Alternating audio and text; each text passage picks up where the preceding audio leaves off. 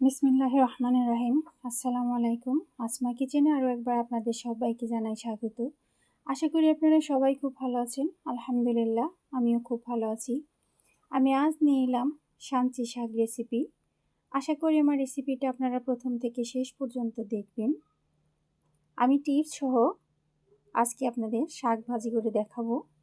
দেখুন, আমি শাক নিয়েছি, সাঞ্চি শাক। দেখতে কেমন হয়? আমি শাকটাকে খুব ভালো করে ধুয়ে নিয়েছি। দেখুন এই সাঞ্চি শাক দেখতে কেমন হয়। যাদের মুখে রুচি নাই তারা যদি এই শাক ভাজি করে খান তাহলে রুচি আসবে। এই শাক খেতে খুবই ভালো লাগে। দেখুন, আমি এই শাকগুলোকে কুচি করে কেটে নিব।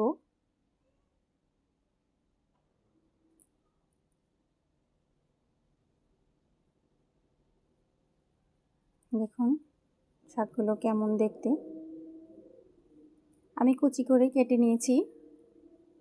এই শাকের ভিতরে প্রচুর পরিমাণে চি থাকে, অ্যান্টিঅক্সিডেন্ট থাকে, খেতে খুবই ভালো হয়। দেখুন, এবার আমি নিয়েছি একটা পাতিলটা গরম হয়েছে। আমি এবার দিয়ে দিলাম সরিষার তেল।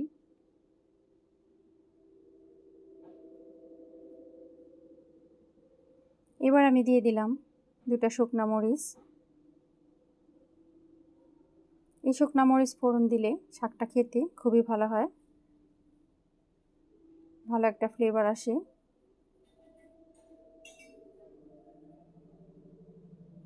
দিয়ে দিলাম রসুন কুচি। এবার আমি বাদামি করে ভেজে নিব।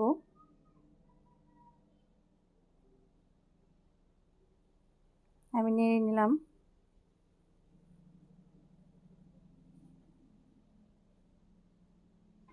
খুব ভালো একটা ফ্লেভার আসছে।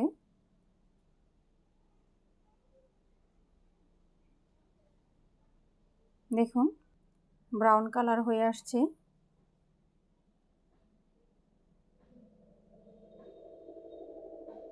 আমি এর থেকে বেশি ভাজবো না। এবার আমি দিয়ে দিব পেঁয়াজ কুচি। পেঁয়াজ কুচিটা দিয়ে দিলাম। এবার নেড়ে নিব।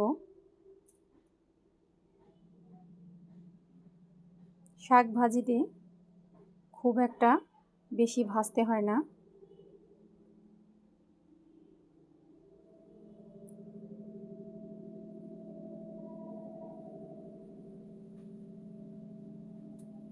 আমি একটু নরম নরম থাকাকালীন অবস্থায় শাকগুলোকে দিয়ে দিব। এবার আমি দিয়ে দিলাম কাঁচামরিচ। কাঁচামরিচটা একটু পরেই দিতে হয়, এতে করে ফ্লেভার কালার খুব ভালো থাকে, খেতেও ভালো লাগে। আপনারা কাঁচামরিচটা বুঝে দিবেন কে কেমন ঝাল খান। আমি নেড়ে নিচ্ছি। এ পর্যায়ে খুব ভালো একটা ফ্লেভার আসছে। আমি শাক দিয়ে দিব।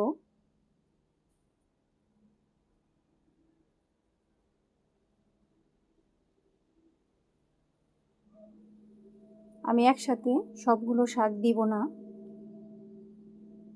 আমি এবার নেড়ে নিচ্ছি।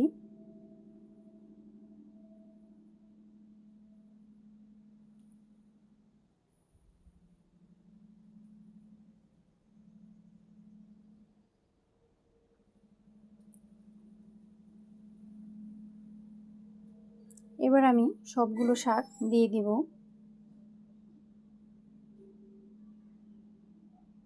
এবার আমি নেড়ে নিব।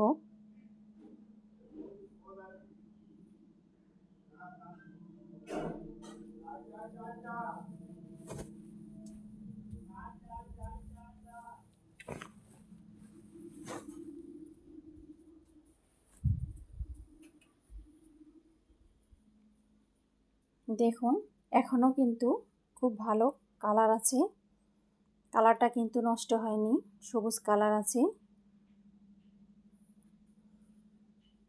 টিপস হলো যে আগেই লবণ দিতে হয় না, লবণটা পরে দিতে হয়, এতে করে পানি উঠে যাবে। আর লবণটা পরে দিলে খুব একটা পানি উঠবে না। আমি এবার লবণ দিয়ে দিলাম, এবার নেড়ে নিব। শাকগুলোকে আমি কিন্তু ঢাকিনি, ঢেকে রান্না করা যাবে না। ঢেকে রান্না করলে শাকের কালার চেঞ্জ হয়ে যায়। দেখুন শাকটা কত সুন্দর সবুজ কালার আছে। আমি ভেজে নিচ্ছি।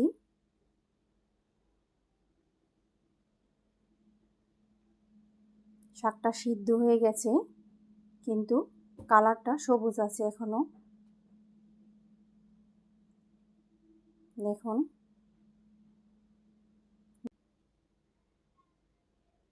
আমার শাক ভাজা হয়ে গেছে, এবার আমি তুলে নিব। কালারটা কিন্তু সেই আছে।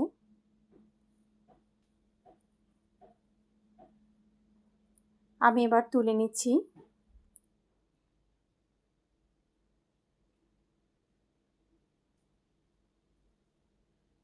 দেখুন মাশাআল্লাহ কালারটা সবুজই আছে।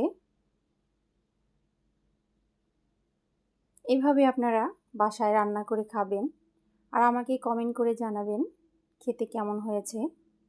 মাশাআল্লাহ দেখুন দেখতে কত সুন্দর লাগছে, খেতে খুবই ভালো লাগবে। দেখুন মাশাআল্লাহ শাক সবুজ কালার, কিন্তু খেতে খুবই মজা।